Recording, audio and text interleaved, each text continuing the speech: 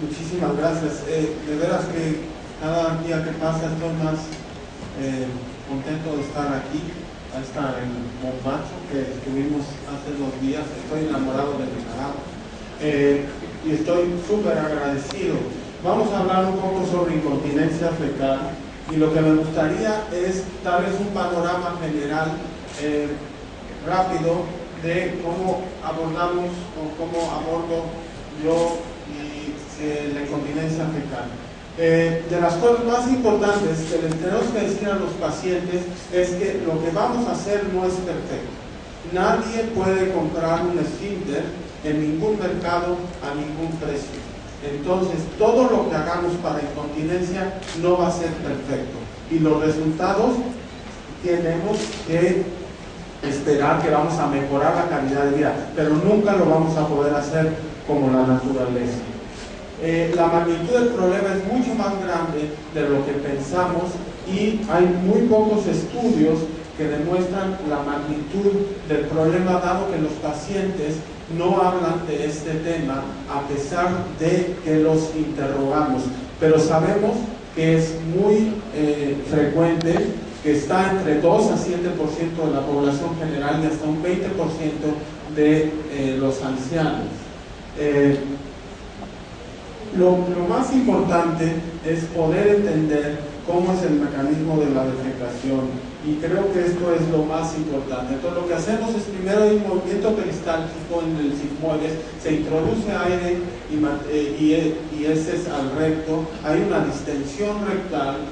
Después va a haber un reflejo rectoanal inhibitorio, que lo que es el reflejo rectoanal inhibitorio es relajación del esfínter anal interno y una contracción del esfínter anal externo para no tener un accidente. Pero al relajar el esfínter anal interno, va a pasar un poco del material a una área del canal anal que tenemos receptores rectales y que podemos mandar una información a la corteza cerebral de qué es lo que viene.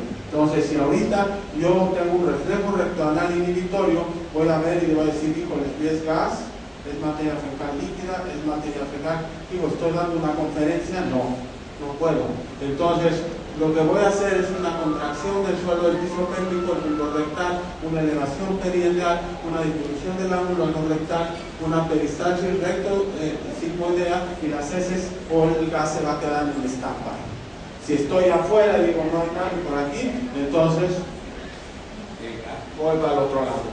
Pero lo más importante es que todo este paso es muy complicado y que pasa a la corteza cerebral y que es una cuestión aprendida, una cuestión cultural, y todo esto es bastante complejo. Tenía un maestro que decía que pensaba que lo más complejo que tenemos son las manos, y yo le digo a los pacientes, lo más complejo que tiene un ser humano es la capacidad de contener, porque yo les pido que agarren un poco de gas, un poco de materia, de agua y un poco de sólido, y que digan, voy a dejar pasar nada más el gas entre mis manos. No puedo. En cambio, con el recto sí podemos.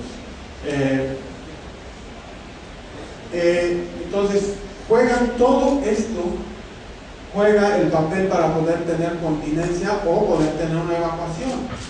O sea, entonces tenemos que tener bastante normales todo esto.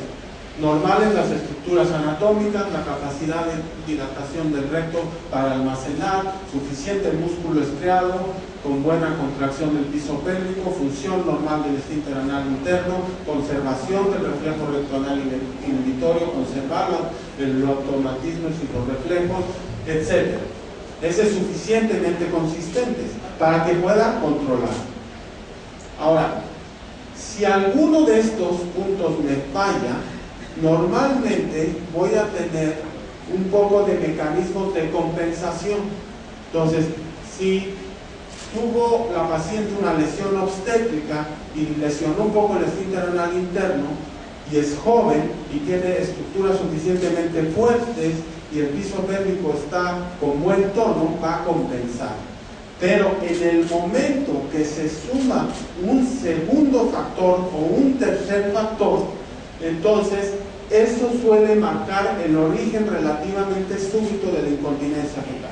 Entonces, si hay una paciente que viene de 50 años y que empieza a tener incontinencia fecal, y yo le digo que es porque por una lesión obstétrica, doctor, mi hija la tuve hace 30 años, ¿cómo me puede decir eso? Bueno, lo que pasa es que se sumó un factor que pudo haber sido menopausia, o que pudo haber sido una histerectomía, o que pudo haber sido algo que hizo relativamente súbito la manifestación clínica. Entonces, ¿por qué tenemos que estudiar a estos pacientes? En realidad, la incontinencia fecal es un síntoma. No tengo que hacer un diagnóstico complejo. El paciente me va a decir, vengo a verlo porque tengo incontinencia. Muchas veces no nos dicen eso. No dicen, ay doctor, es que quiero que me quite la colitis. Bueno, ¿qué es la colitis? No, lo que pasa es que mancho mi ropa. Entonces, si me quita la colitis, voy a dejar de manchar mi ropa. Entonces, ahora, el problema del piso pélvico es que es dinámico y muchos de los estudios los tenemos que hacer dinámicos, porque si no los hacemos dinámicos, no tenemos la suficiente información, y el diagnóstico por años lo hemos practicado con medicina estática que determina el lapso de tiempo de nuestros pacientes, advirtiendo qué pasa antes y qué pasa después. Y eso nos puede llevar a cometer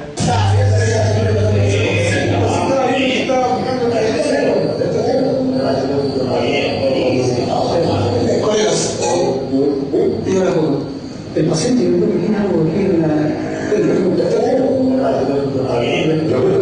¿por qué es eso? Operar. No puedo si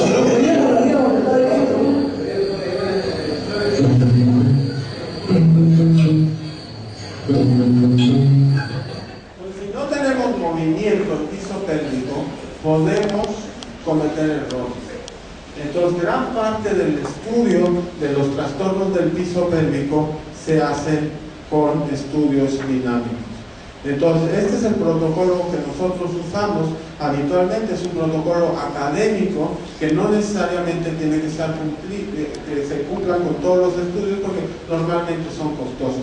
Si sospechamos que la paciente tiene incontinencia fecal por un origen obstétrico, lo que hacemos es un ultrasonido, una manometría y una electromiografía. Si es incierto el origen de la incontinencia, agregamos una videodefecografía para descartar obstrucción defecatoria, como estuvimos hablando en la mañana, porque muchos de los pacientes que tienen obstrucción defecatoria tienen impacto fecal y entonces se manifiesta con incontinencia por remozamiento. Entonces vamos a revisar un poco. Bueno, acabamos de oír una charla extraordinaria sobre manometría de alta resolución.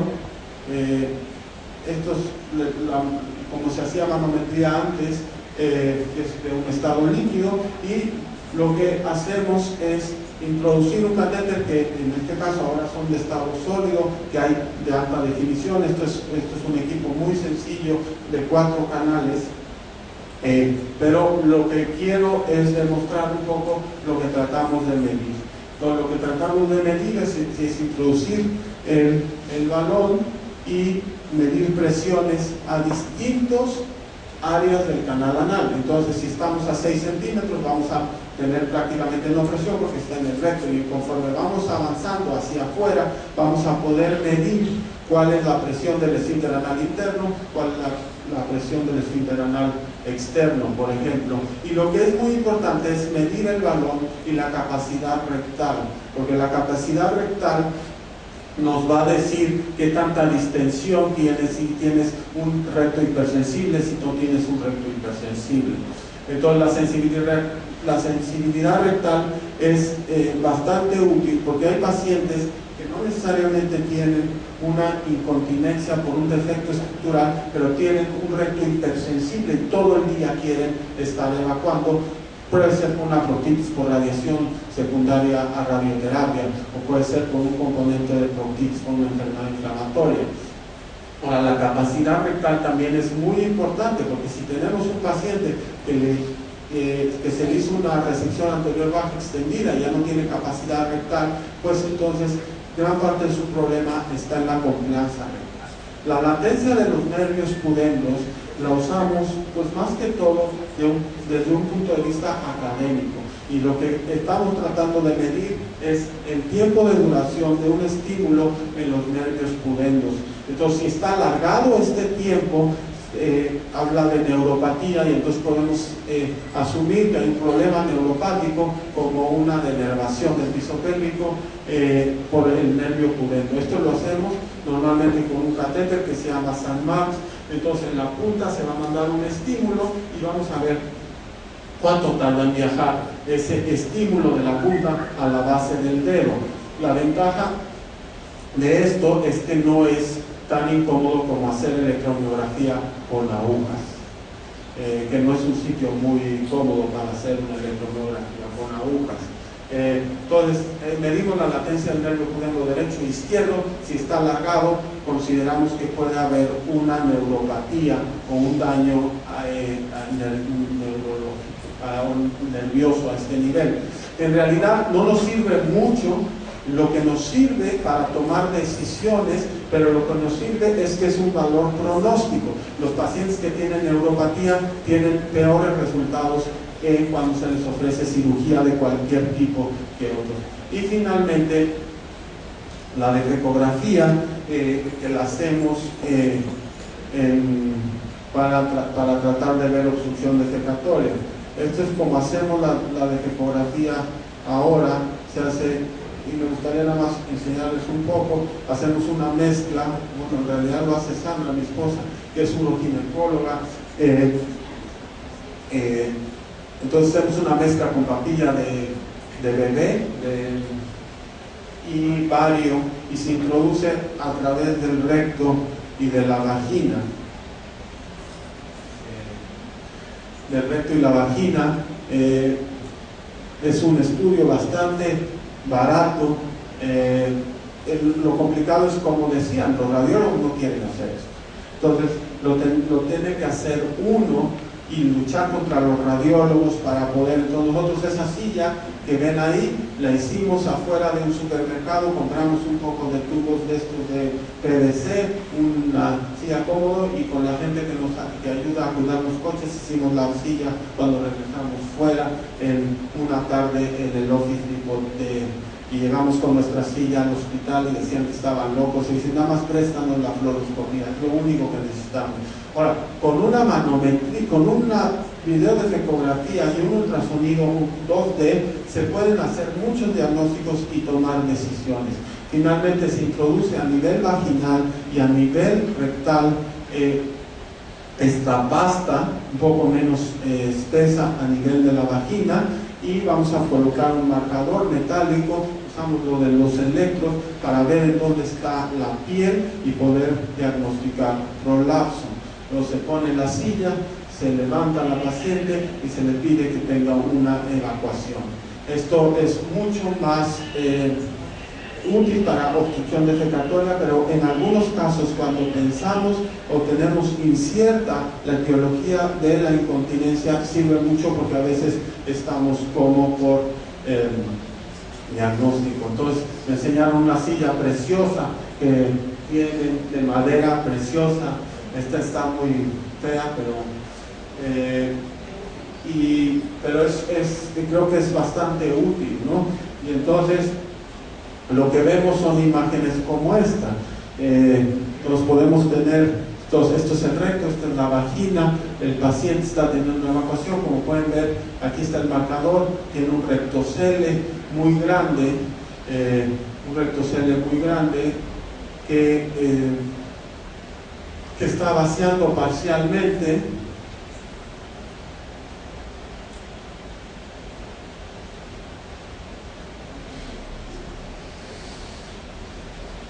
Por más que puja, pues no puede vaciar, y se está desplazando la vagina hacia adelante y se está metiendo algo en el tabique recto vaginal, esto probablemente sea un enterocele o un sigmoidocele, parece un enterocele, que a pesar, entonces ya empezamos a tener, a pesar de un rectocele que vacía muy poco, estamos ya teniendo un enterocele, algo se está metiendo entre la vagina y el recto que no le permite el vaciamiento del saco anterior, está haciendo un poquito de intuscepción aquí y finalmente pues no pueden vaciar. Entonces esto ayuda bastante a ver el problema, ¿no? Ahora, no hay que olvidar que el abordaje tiene que ser multimodal, porque por lo menos 1 de cada 3 pacientes que se quejan de incontinencia fecal tienen algún trastorno del piso medio anterior o medio, y por lo menos 1 tiene incontinencia, por ejemplo, urinaria, y muchos de estos pacientes van a tener prolapso de órganos pélvicos. Entonces no hay que olvidar y nada más enfocarnos. Entonces el diagnóstico ya no puede ser un diagnóstico vertical en donde el cirujano de colon vea la parte posterior, el ginecólogo la parte media y el urólogo la parte anterior, sino que tiene que ser un manejo multicompartamental. Por eso me da tanto gusto que cada vez trabajemos más los uroginecólogos y los cirujanos de colon. Ahora, finalmente voy a hablarles un poco del algoritmo rápidamente de lo que yo hago y por qué lo hago y a qué va dirigido los estudios que acabamos de realizar para poder tratar de poner a los pacientes en ciertas áreas y poder decidir qué tratamiento, ¿no? Entonces, ahora, lo primero que el tratamiento es de acuerdo a severidad y repercusión de la calidad de vida. Si yo tengo un paciente que puede tener una incontinencia fecal marcada, pero es una señora que no sale de su casa, que lo único que le gusta hacer es estar en casa esperando que lleguen sus nietos, y si se sale una pluma sin darse cuenta, los nietos se mueren de la risa, ella se muere de la risa con ellos y vive muy feliz. Esa paciente no hay que tratar, o hay que tratarla lo menos posible. ¿Por qué? Porque no le repercute su calidad de vida. En cambio, sí es un maestro en donde tiene incontinencia gases, que puede ser muy leve, pero eso le impide dar clases, pues entonces hay que ser mucho más enérgico. Entonces el tratamiento siempre tiene que ser conservador, y inicialmente agentes de volumen y loperamida hacen maravillas, y muchas veces hacen lo que no podemos hacer incluso con procedimientos muy sofisticados. Entonces, darles un poco de fibra y un poco de loperamida, que va a disminuir la motilidad intestinal y aumentar el tono del sistema renal interno, pueden ayudar bastante. Después, ahora, ustedes, parece que Nicaragua va a ser pionero en biorretroalimentación y en estimulación, porque están mucho más adelantados que mucho en México y en muchos países, y la biorretroalimentación ayuda mucho a estos pacientes. Hay suficiente evidencia que ayuda a los pacientes con incontinencia fecal, y su éxito depende de la relación paciente-terapeuta, de la motivación del paciente, y muchos de estos pacientes se van a quedar en tratamiento conservador o en tratamiento con biorretroalimentación. Ahora, ¿qué hacemos? ¿O qué es lo que hago yo habitualmente en la práctica clínica? Si veo un paciente con incontinencia fecal, lo primero que hago es ver si ese paciente tiene diarrea. Si tiene diarrea, lo primero que tengo que hacer es quitarle la diarrea, porque les aseguro que todos aquí hemos tenido algún episodio de incontinencia cuando tenemos diarrea. ¿Por qué? Porque la diarrea y la consistencia de la evacuación, si es muy líquida y es muy explosiva, podemos tener accidentes. Entonces, antes de hacerles manometrías, ultrasonidos, biorretroalimentación, todo esto, lo que tenemos que hacer es quitarles la diarrea. ¿Ok? Entonces, Si mejora la diarrea y mejora la incontinencia, no tenemos que hacer nada. No tenemos que hacer absolutamente nada. Ahora, si no mejora la diarrea, tenemos que, hasta que mejore la diarrea, empezar a estudiar a estos pacientes. Nos tenemos que enfocar en la diarrea. Ahora, si el paciente no tiene diarrea y no respondió a biorretroalimentación y no respondió a tratamiento conservador, lo que hacemos es lo que acaban de ver. Y hablaremos un poquito de ultrasonido. Ahorita me regresaré al ultrasonido porque no hablamos mucho de ultrasonido. Pero el ultrasonido anal lo que nos determina es si hay un defecto estructural en el mecanismo de esfínter. Entonces, si hay un defecto estructural en el mecanismo de esfínter, los podemos catalogar en estos. Si hay una pérdida extensa de tejido, un paciente tuvo un accidente, prácticamente perdió mucho tejido, perdió gran parte del mecanismo de esfínter y prácticamente tiene una colostomía perineal, porque no tiene tejido. Ese paciente, podemos tener un paciente así. Podemos tener defecto del esfínter importante. ¿Qué quiere decir? Que tenemos una lesión muy amplia de más de 120 grados, o pacientes que tienen, por ejemplo, cloacas, ¿no? o defectos muy grandes, o son pacientes muy jóvenes que después de un desgarro de 4 grado tienen un defecto. Pueden haber defectos del esfínter razonable o pequeños, o sea, muy pequeñitos, son defectos muy pequeñitos o de esfínter anal. Y puedo tener pacientes con defectos mínimos o nulos del mecanismo de esfínter. Tenemos un esfínter íntegro o es nada más un defecto de esfínter anal interno exclusivamente. Entonces voy a tratar de categorizar a los pacientes de esta forma y entonces empezar a ver qué es lo que vamos a hacer con cada uno de ellos. No me gustaría meterme mucho en este campo porque va a haber en este momento, porque va a haber una charla sobre el tratamiento quirúrgico, y en la siguiente charla podremos hablar un poco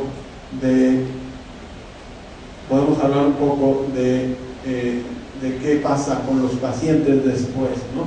Ahora me gustaría enseñarles un poco lo que se hace con ultrasonido. El ultrasonido es la arma, yo creo que más útil para incontinencia, porque lo que nos va a hablar es del mecanismo de esfínter. Si vieron en el algoritmo, lo que necesito saber es si tienen un esfínter completo, si no tienen un esfínter completo, si lo que tienen es un defecto del esfínter anal interno o externo. ¿Por qué es importante? Porque el esfínter anal interno no lo puedo reparar quirúrgicamente y el externo sí. Entonces lo que hacemos es un ultrasonido 360C, que tiene un ultrasonido en Nicaragua. Entonces con la videodefecografía que vi y el ultrasonido, con eso se puede hacer muy buen piso pélvico. Y entonces esto es lo que vamos a obtener, son imágenes. Estas son imágenes en 2 dimensiones. Estamos viendo al canal anal superior, estamos viendo el bulbo rectal, el elevador del ano aquí, entonces que es tercio superior del ano, y entonces aquí estamos viendo el tercio superior y después lo vamos bajando hasta el tercio medio. En el tercio medio podemos evaluar el esfínter anal externo, que es hiperecoico porque es músculo estriado y tiene poco contenido de agua, y un esfínter anal interno. En este teníamos un defecto anterior del esfínter. Por ejemplo, podemos detectar defectos aislados. Este es el esfínter anal interno y, como ven, le falta un pedazo aquí y un pedazo acá, y el esfínter anal externo está conservado. Este paciente tiene una lesión única del esfínter anal interno con una esfinterotomía lateral, con un tratamiento de una fisura anal. Entonces es un poco lo que el algoritmo que estamos usando hoy en día, y me gustaría dejarlos con este algoritmo y tal vez hablar sobre algunos. Entonces, hasta aquí me gustaría que nos quedáramos, y en la siguiente plática hablaremos un poco de tratamiento, sobre todo en neuromodulación y esfínter artificial, diremos algunas palabras, pero vamos a tratar de englobar a estos pacientes en estas 4 categorías. O tenemos una pérdida muy extensa de tejido, o tenemos un defecto muy grande del esfínter anal externo, o tenemos un defecto razonable pequeño de esfínter anal interno o externo, o tenemos un esfínter anal íntegro, pero hay un defecto mínimo o nulo de esfínter anal externo, pero sí tenemos un defecto de esfínter anal interno que hace un defecto de cerradura en donde el paciente tiene como manchado. Regresaré un poco a este diagrama, en la siguiente charla, y hablaremos sobre algunas cosas de tratamiento. Muchas gracias.